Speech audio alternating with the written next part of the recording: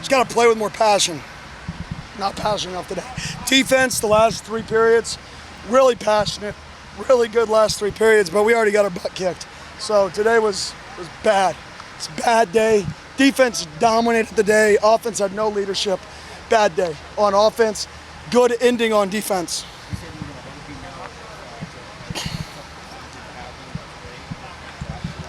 Yeah, we got to be better. I mean, like I said, our offense in general, too many drops on offense as a group. It was a bad day. I mean, it was a really, really bad day on offense.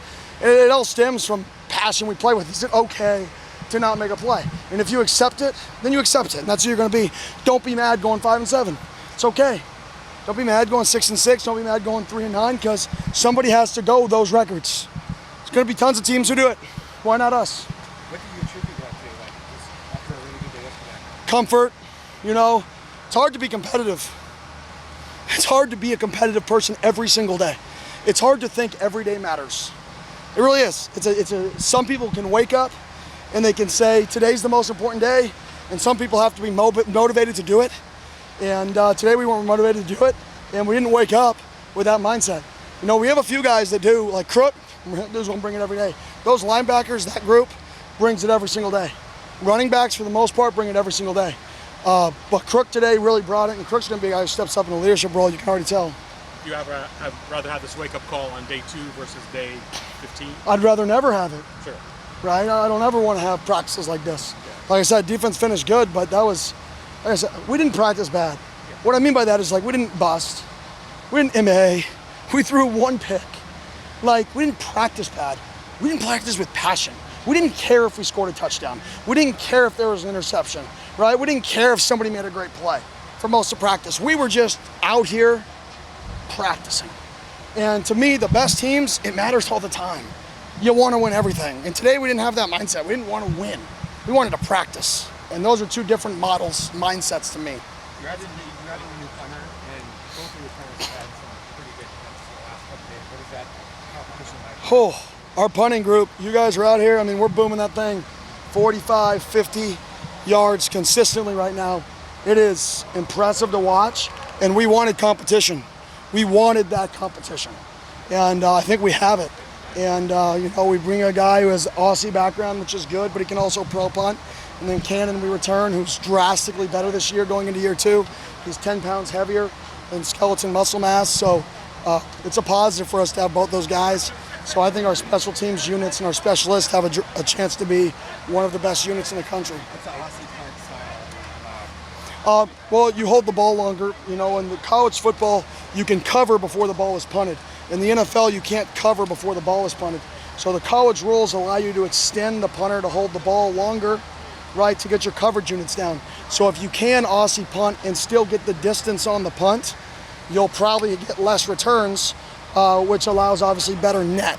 But you have to have a guy who can Aussie and get the ball, you know, 43, 44 yards plus, so we can get down to the cover. Hey, Coach, sticking to the kicking game, how much better do you feel about the kicker situation this season compared to this time last year with Jesus and Cole?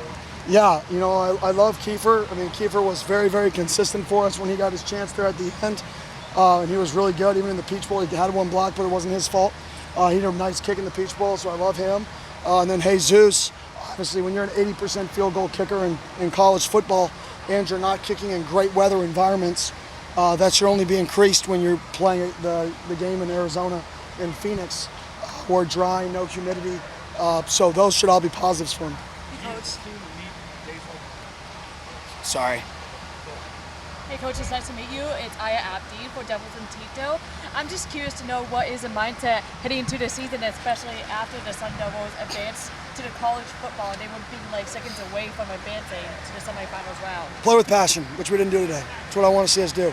I said it in my intro interview, said I want to see a team that plays with passion and physicality. There's no pads on, you can't be physical. Doesn't mean you can't be passionate about the game. Passionate about failing, passionate about making good plays, like passionate, it should matter.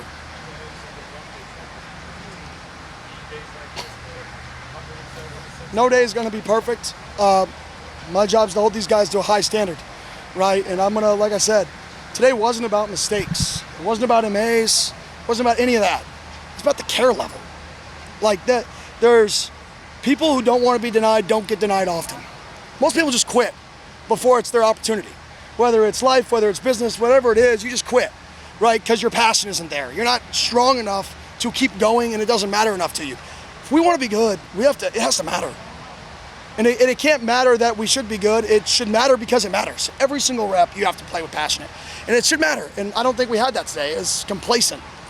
Good practice of complacency. It was a good practice for a bad team. It was an average practice for an average team.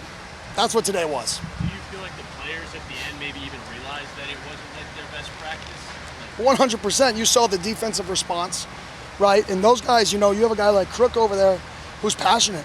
You've got Boogie with energy. Montana plays with energy. You see Javen out there talking this year and playing with something. Javen's got an edge to him.